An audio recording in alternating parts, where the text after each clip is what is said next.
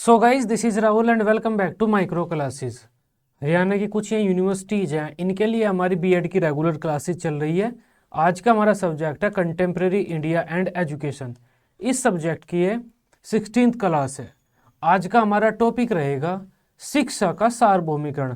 प्राथमिक शिक्षा का सार्वभौमिकरण कहें आप इसे, विद्यालय शिक्षा का सार्वभौमिकरण कहें या शिक्षा का सार्वभौमिकरण कहें, मतलब एक ही होता है।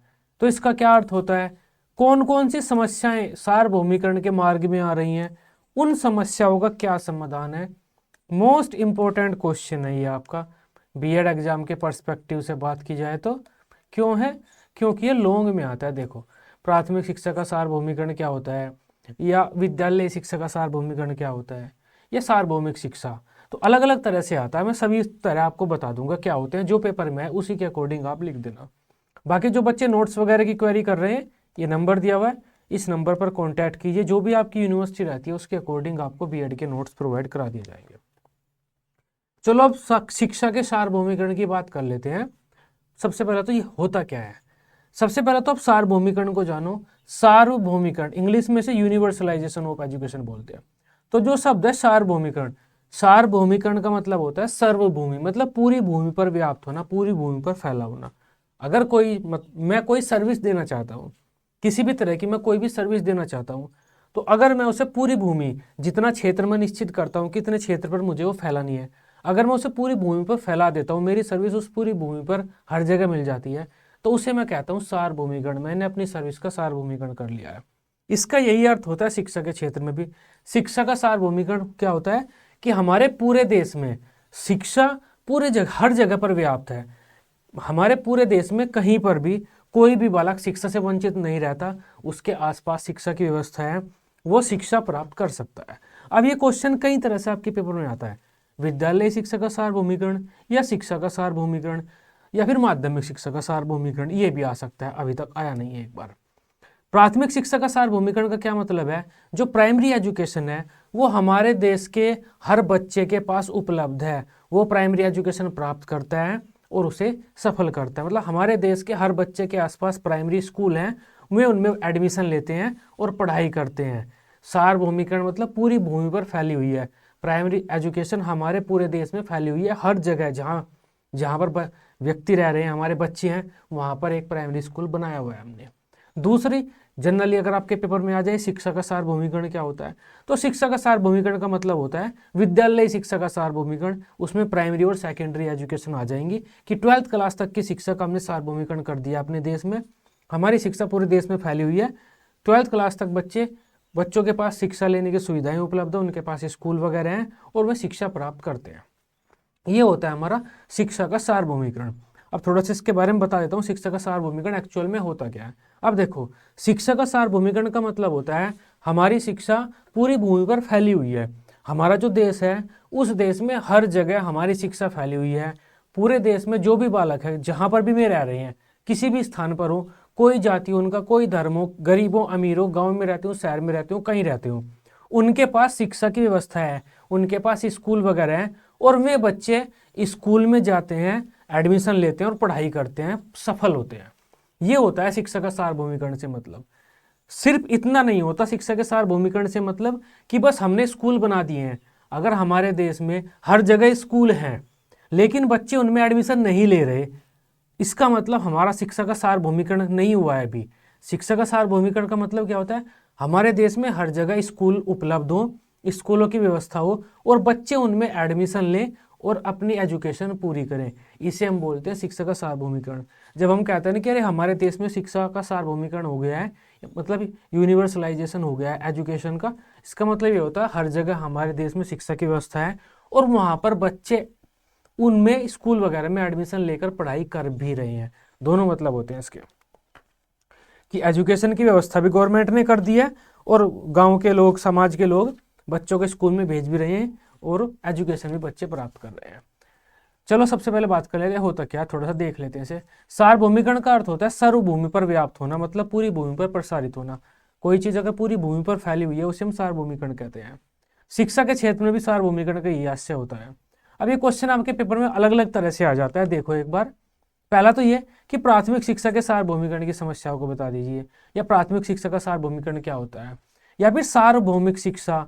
सार्वभौमिक शिक्षा का मतलब आप 12th क्लास तक की मान सकते हैं, कोई भी स्कूली एजुकेशन, या विद्यालय शिक्षा का सार्वभौमिकरण, ये भी वही बात है, 12th क्लास तक की बात हो रही है यहाँ पर। तो प्राथमिक शिक्षा के सार्वभौमिकरण से आशय का मतलब ये होता है, प्राथमिक शिक्षा के सार्वभौमिकरण से मतलब ये होता है कि प्राथमिक शिक्षा सभी बालकों और बालिकाओं तक पहुंचाई हुई है हमने, और में बच्चे एडमिशन लेकर उनमें पढ़ाई भी करते हैं। विद्यालय शिक्षा के सार्वभौमिकरण से आशय विद्यालय स्तर की शिक्षा को सभी बच्चों तक पहुंचाना है। इसमें प्राइमरी और सेकेंडरी दोनों लेवल आ जाएंगे, प्राथमिक और माध्यमिक। चलो, इस प्रकार शिक्षा के सार्वभौमिकरण से आशय हमारे देश के सभी छात्रों तक शिक्षा की पहुंच से होता है, अर्थात सभी छात्रों के घर के आसपास विद्यालयों की उचित व्यवस्था है और छात्र उनमें प्रवेश लेकर शिक्षा भी प्राप्त करते हैं।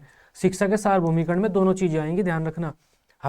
हमारी सरकार ने शिक्षा की व्यवस्था तो कर दी है पूरी कंट्री में, बच्चे उसमें स्कूलों में एडमिशन लेकर पढ़ाई भी कर रहे हैं, दोनों बातें। इसे ही शिक्षा के सार्वभौमिकरण या सार्वभौमिक शिक्षा के नाम से जाना जाता है। इस प्रकार शिक्षा के सार्वभौमिकरण के लिए शिक्षा की व्यवस्था करना ही पर्याप्त नहीं होता, बल्कि छात्रों का प्रवेश करना, छात्रों का ठहराव और प्रगति, बच्चे उसमें एडमिशन लें और क्लास छोड़कर भी ना जाएं, पास होकर अगली अगली कक्षा में जाते रहें, ये सब जरूरी होता है शिक्षा के सार्वभौमिकरण के लिए, कि बच्चे एडमिशन लें, पास हों, सफल होकर विद्यालय छोड़े। इसमें जाति, धर्म, समुदाय, आर्थिक स्थिति, बच्चों की भौगोलिक स्थिति, गांव में रहते हैं, प्रांत में रहते हैं, कहाँ रहते हैं, राजस्थान में रहते हैं, पहाड़ी इलाके में रहते हैं, कहाँ रहते हैं, सबको हम नजरअंदाज करके सभी के बालकों के लिए शिक्षा के समान अवसर उपलब्ध कराते हैं सार्वभौमिकरण में। प्राथमिक शिक्षा के सार्वभौमिकरण के लिए ही देश में निःशुल्क और अनिवार्य शिक्षा की व्यवस्था की गई है। अब देखो, प्राइमरी एजुकेशन हमारे यहाँ 8th क्लास तक फ्री है। प्राइमरी एजुकेशन का यूनिवर्सलाइजेशन हो सके, प्राइमरी एजुकेशन का सार्वभौमिकरण हो सके, उसी लिए सरकार प्राइमरी एजुकेशन निःशुल्क भी प्रदान करती है कि हर जगह पर हमने निःशुल्क स्कूल खोले हुए हैं, बच्चे उसमें निःशुल्क एजुकेशन लें, इससे हमारा सार्वभौमिकरण हो जाए। शिक्षा के सार्वभौमिकरण के लिए भारत सरकार बहुत सारी नीतियां चलाती है और जब से संविधान लागू हुआ है तब से बहुत सारे प्रयास कर रही है। कौन कौन सी योजनाएं चलाई जा रही है भारत सरकार द्वारा? सर्व शिक्षा अभियान, मध्याह्न भोजन योजना, कस्तूरबा गांधी बालिका योजना, इसके अलावा हमारी सर्व शिक्षा अभियान, इसके अलावा राष्ट्रीय माध्यमिक शिक्षा अभियान। तो इस तरह की काफी सारी योजनाएं भारत सरकार चला रही है और इनका उद्देश्य क्या है? शिक्षा के सार्वभौमिकरण को सफल बनाना है हमारे देश में। अगर हमारे देश में स्कूल, पूरे देश जितनी भी सीमाएं हैं, हर जगह हमने स्कूल नहीं बनाए हैं तो शिक्षा का सार्वभौमिकरण नहीं हुआ है। दूसरी बात, अगर हमने हर जगह स्कूल बना दिए हैं और बच्चे उनमें एडमिशन लेकर पढ़ाई नहीं कर रहे तो शिक्षा का सार्वभौमिकरण नहीं हुआ है। शिक्षा का सार्वभौमिकरण हम कब मानेंगे? हम स्कूलों की व्यवस्था करें, सभी की जाति भेदभाव सब कुछ भुलाकर सभी बच्चों के लिए समान शिक्षा के अवसर दें, उन्हें स्कूलों की व्यवस्था करें हर जगह पर और बच्चे उनमें एडमिशन लें और सफल भी हों। इसी आधार पर शिक्षा के सार्वभौमिकरण के लिए 4 पक्ष या 4 तत्व माने जाते हैं जरूरी, कि शिक्षा के सार्वभौमिकरण के 4 तत्व जरूरी होते हैं। पहला होता है व्यवस्था, कि शिक्षा की व्यवस्था हो हर जगह, हर बच्चे के पास स्कूल हो, प्राइमरी सेकेंडरी एजुकेशन लेने के लिए हर बच्चे के पास एजुकेशन की व्यवस्था करनी है हमें। अगर हमने व्यवस्था कर ली, उसके बाद आता है प्रवेश, बच्चों का प्रवेश भी निश्चित करना है, समाज के लोगों को प्रेरित करना है कि वे अपने बच्चों को स्कूल में भेजें, उन्हें ऑफर वगैरह देने हैं, योजनाएं चलानी है। अगर बच्चों का प्रवेश हो गया है तो धारणा मतलब बच्चों को स्कूल में बनाए रखना है। ऐसा नहीं है मैं क्लास के बीच में से ही स्कूल छोड़ दिया उन्होंने एडमिशन लेने के बाद, क्योंकि उनके घर पे काम था काफी सारा, तो स्कूल में बच्चों को बनाए रखना है। तीसरा प्रगति मतलब अगली क्लास में भी उन्हें भेजना है। अगर हमने बच्चों को स्कूल में एडमिशन तो दे दिया और 3rd क्लास में उसे फेल कर रहे हैं बार बार, तो भी सार्वभौमिकरण नहीं हो पाएगा, क्योंकि उससे सब बच्चे एजुकेशन नहीं प्राप्त कर पाएंगे, वे वहीं पर लगे रहेंगे। उनके जो 8th क्लास तक या 12th क्लास तक जितनी शिक्षा का सार्वभौमिकरण हमें करना था वो नहीं हो पाएगा। तो ये 4 चीजें होती हैं, शिक्षा की व्यवस्था हो बच्चों के पास, बच्चे एडमिशन लें, विद्यालय में बने रहें, बीच में ना छोड़े शिक्षा को अपनी, और सफल होकर अगली क्लास में जाएं और वो एजुकेशन पूरी करें। अगर ये चारों चीजें हमारे देश के हर बालक कर रहा है, इसे हम कहेंगे हमारे देश में शिक्षा का सार्वभौमिकरण हो गया। अब शिक्षा का सार्वभौमिकरण हमारी सरकार चाहती है कि हो जाए हमारे देश में, इसके लिए वो बहुत सारी योजनाएं भी चलाती है। कौन कौन सी समस्याएं आती हैं शिक्षा के सार्वभौमिकरण करने में सरकारों के सामने, हमारे सामने? किन किन समस्याओं का हमें सामना करना पड़ता है अपने देश में शिक्षा के सार्वभौमिकरण को सफल बनाने के लिए? कुछ ये 10 पॉइंट लिखे हुए हैं, पेपर में लॉन्ग क्वेश्चन में आता है, हेडिंग बनाकर आप लिख सकते हैं। सबसे पहला तो निर्धनता है। अब देखो, निर्धनता शिक्षा के सार्वभौमिकरण के मार्ग में बहुत बड़ी बाधा है। क्यों है? क्योंकि माता पिता गरीब हैं। हमारे देश के बहुत सारे नागरिक, बहुत से परिवार अभी भी गरीब हैं। माता और पिता दोनों मजदूरी के लिए जाते हैं, वे अपने बच्चे को साथ लेकर जाते हैं जिससे वो उनकी मदद करे। वो स्कूल में न जाकर काम पर जाता है अपने माता पिता के साथ। इस वजह से भी बच्चे एजुकेशन पूरी नहीं ले पाते और सार्वभौमिकरण हम नहीं कर पाते अपनी शिक्षा का। तो ये एक बाधा आता है, माता पिता की गरीबी। दूसरा है अभिभावकों की निरक्षरता। अब देखो, हमारे माता पिता ही अनपढ़ हैं, माता पिता ही नहीं पढ़े। जब वे माता पिता ही नहीं पढ़े तो उन्हें पता ही नहीं शिक्षा होता क्या है, कैसी शिक्षा होती है और उसे लेकर क्या फायदा हो जाएगा। तो माता पिता की निरक्षरता भी शिक्षा के सार्वभौमिकरण के मार्ग में एक बहुत बड़ी बाधा है। निरक्षर जो माता पिता हैं, अनपढ़ माता पिता, वे ये सोचते हैं कि देखो मैं नहीं पढ़ा, मैं मजदूरी करता हूँ, शाम को ताश खेलता हूँ, मेरी जिंदगी मस्त कट रही है, मेरे बच्चे की भी ऐसी कट जाएगी, क्या दिक्कत है। तो वे शिक्षा के महत्व से परिचित ही नहीं है, इस वजह से अपने बच्चों को वे स्कूल में भेजते नहीं। नेक्स्ट है रूढ़िवादिता। हमारे समाज में बहुत सारे रूढ़िवादी विचार हैं कि बच्चों को शिक्षा नहीं देनी चाहिए, या शिक्षा अंग्रेजों की लगाई हुई शिक्षा है, इस शिक्षा से बच्चे बिगड़ जाएंगे। जो लड़कियां हैं या लड़के हैं, हमारे बच्चे हैं, वे माता पिता का सम्मान नहीं करेंगे, उनके सामने खड़े होकर उन पर चिल्लाएंगे, मतलब उनका विरोध करेंगे। या फिर अगर बच्चे सफल हो गए तो वे विदेश चले जाएंगे, तुम्हें छोड़कर तुम अकेले रह जाओगे यहाँ। ऐसी काफ़ी सारे रूढ़िवादी विचार हमारे समाज में फैले हुए हैं जो शिक्षा के सार्वभौमिकरण के मार्ग में बाधा का काम करते हैं। सामाजिक भेदभाव। अब देखो, अगर हमारे समाज में सामाजिक भेदभाव बहुत ज़्यादा है, जाति, धर्म, वर्ग, क्षेत्र, बहुत सारे सामाजिक भेदभाव हैं, ऊंच नीच जातिवाद है, काफ़ी सारा है। तो बहुत से लोग अपने बच्चों को विद्यालयों में नहीं भेजते क्योंकि उन्हें लगता है कि उनके बच्चों के साथ भी भेदभाव वगैरह होगा, वे बच्चे मानसिक रूप से परेशान हो जाएंगे। इस वजह से बहुत से माता पिता, अभिभावक अपने बच्चों को विद्यालय में नहीं भेजते। नेक्स्ट है अपव्यय अवरोधन। हमारे यहाँ पर अपव्यय अवरोधन की भी समस्या है। मतलब बच्चे विद्यालय में एडमिशन नहीं लेते, एडमिशन लेते हैं तो वे छोड़ देते हैं क्लास बीच में या फेल हो जाते हैं। तो ये सारी चीज़ें भी हमारे स्कूलों में चल रही हैं, हमें इन पर भी रोक लगानी होगी क्योंकि ये भी बाधा है। अगर बच्चा स्कूल में, जैसे मान लो बच्चा स्कूल में तो आ गया लेकिन वो क्लास बीच में ही छोड़कर चला गया, या वो फेल होता रहा है बार एक ही क्लास में, तो ये भी तो एक बाधा है हमारे सार्वभौमिकरण के मार्ग में। नेक्स्ट है पाठ्यक्रम का उपयुक्त न होना। अगर सब कुछ ठीक है, माता पिता अपने बच्चे को शिक्षा में भेजना चाहते हैं, लेकिन वे देखते हैं माता पिता कि ये जो सिलेबस करिकुलम चल रहा है स्कूल में, ये तो हमारे काम ही नहीं आएगा कभी भी, पूरे जीवन में हमारे ये तो कहीं भी काम नहीं आएगा, तो वे अपने बच्चे को शिक्षा के लिए नहीं भेजेंगे स्कूल में। जैसे आजकल हम कंप्यूटर का उदाहरण ले सकते हैं, कंप्यूटर का। अब देखो, कंप्यूटर में जनरली अगर हम अपने समाज की बात करें, समाज में कंप्यूटर में क्या चीज़ चल रही है, अभी एआई चल रहा है, आर्टिफिशियल इंटेलिजेंस।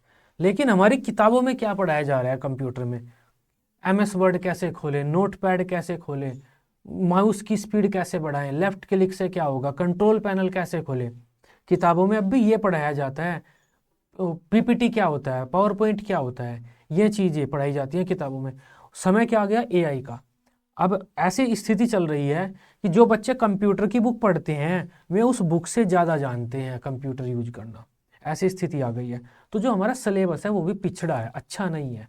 तो बहुत से माता पिता अपने बच्चों को स्कूल नहीं भेजते, इससे ज़्यादा तो मैं पढ़ा दूंगा इसे। विद्यालयों में शैक्षिक साधनों का अभाव होना। अगर सब कुछ ठीक है, हमारे आसपास विद्यालय भी हैं, लेकिन वे प्रॉपर नहीं है, उनमें टीचर नहीं है। अगर टीचर है तो घंटी नहीं है बाथरूम करने के लिए, बाथरूम की उचित सुविधा नहीं है, मास्टर जी का अलग कमरा नहीं है, छत नहीं है, बच्चों के पास बैठने की सुविधा नहीं है, टाट पट्टी पर बैठकर भी पढ़ रहे हैं, सब कुछ है तो किताबें नहीं है, ड्रेस नहीं है। तो मतलब विद्यालयों में सुविधाएं भी नहीं है जो जरूरी होती है, मूलभूत सुविधाएं भी नहीं है। नेक्स्ट है योग्य शिक्षकों का अभाव। हमारे यहाँ पर देखो जनसंख्या कितनी ज़्यादा है, जनसंख्या के हिसाब से बहुत से शिक्षकों की मांग है, लेकिन इस प्रकार के शिक्षकों की व्यवस्था सरकार नहीं करा पा रही है हर स्कूल में। धन का अभाव मान लीजिए, आप कोई भी मान लीजिए, तो योग्य शिक्षकों की भी कमी बनी हुई है स्कूलों में। इस वजह से भी शिक्षा का सार्वभौमिकरण नहीं हो पा रहा है। दोषयुक्त शिक्षा प्रणाली। अब देखो, अगर सब कुछ ठीक ठाक है, सिलेबस भी ठीक है, हमारे शिक्षक भी हैं, लेकिन जो टीचर है वो टीचर टीचिंग मेथड गलत यूज करता है। अगर बच्चे आते हैं तो टीचर उन्हें डांटता है, डांटना नहीं चाहिए हमें, बार बार उन्हें सहानुभूति देनी चाहिए, बच्चों की जो मातृभाषा है उसका सम्मान करना चाहिए। तो जो हमारा टीचिंग मेथड है, टीचिंग प्रोसेस है जिसके द्वारा बच्चे नॉलेज गेन करते हैं, टीचर पढ़ाता है, वो गलत है। टीचर बच्चों को डांट ज़्यादा लगाता है, या लेक्चर मेथड के द्वारा ही जो हमारे शिक्षक केंद्रित शिक्षण विधियाँ हैं उनके द्वारा ही पढ़ाता है, छात्र केंद्रित विधियों का यूज नहीं करता, तो भी बच्चे परेशान हो जाते हैं स्कूल में और कुछ टाइम बाद में स्कूल को छोड़ देते हैं।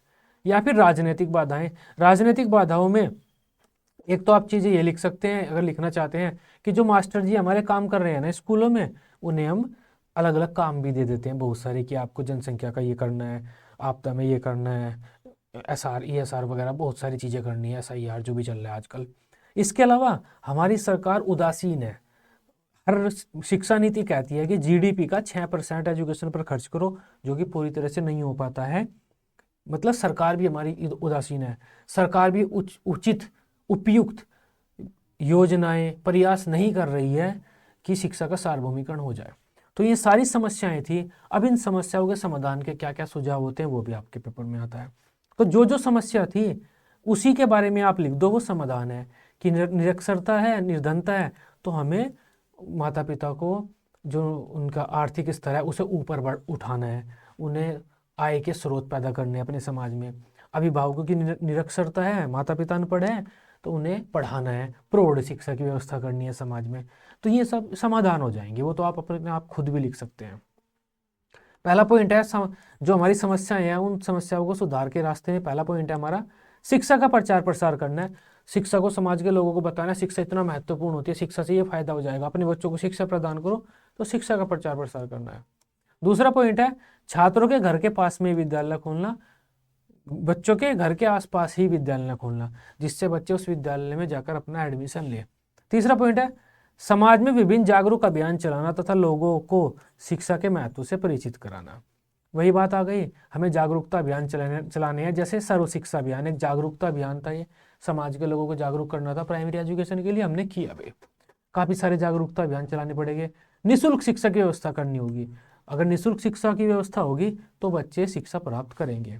नेक्स्ट है छात्रों को विद्यालय में आने के लिए लुभावने ऑफर देने होंगे, जैसे विद्यालय आओ 1 रुपया पाओ, या MDM मिड डे मील, या हम बच्चों को चावल देने लगते हैं, टॉफी देने लगते हैं टीचर, जो भी बच्चे स्कूल में आता है एक एक रोज।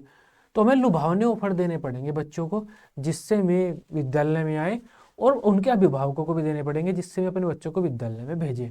प्रौढ़ शिक्षा की व्यवस्था करनी होगी, क्योंकि माता पिता अनपढ़ है तो उनके लिए प्रौढ़ शिक्षा की व्यवस्था करनी होगी। शिक्षक प्रशिक्षण कार्यक्रम को सुदृढ़ बनाना होगा, जिससे अच्छे टीचर निकले, वे टीचिंग मेथड का बेहतर यूज करें, बच्चों को बेहतर तरीके से सिखाएं, जिससे बच्चे स्कूल छोड़कर न जाएं। सामाजिक कुरीतियां जो हैं, भेदभाव, जातिवाद, उन सब को अंत करना होगा हमें, और अभिभावकों की आर्थिक समस्याओं का भी समाधान करना होगा। ये कुछ सॉल्यूशन थे, बाकी कुछ आप खुद लिख सकते हैं, सरकार द्वारा विशेष प्रयास, कुछ भी लिख सकते हैं जो आपके दिमाग में आता है। पाठ्यक्रम को चेंज करना, या तकनीकी का शिक्षा में समावेशन करना, या फिर दूरस्थ शिक्षा की व्यवस्था करना, दूरस्थ शिक्षा प्रदान करना बच्चों को, क्योंकि उससे भी सार्वभौमिकरण कंप्लीट होता है हमारा। तो बाकी तो आप दिमाग लगाकर कुछ ना कुछ लिख ही लेंगे।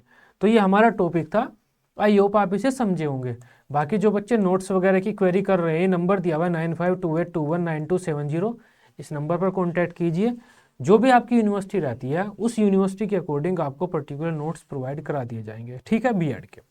आई होप इस टॉपिक को आप बेहतर तरीके से समझ पाए होंगे। वीडियो अच्छी लगी है, आप इसे अपने दोस्तों के साथ ग्रुप्स वगैरह में शेयर कर सकते हैं। बीएड की सभी सब्जेक्ट की इसी तरह से डेली रेगुलर क्लासेस लेने के लिए आप इस चैनल को सब्सक्राइब कर सकते हैं। Till then, bye bye, take care.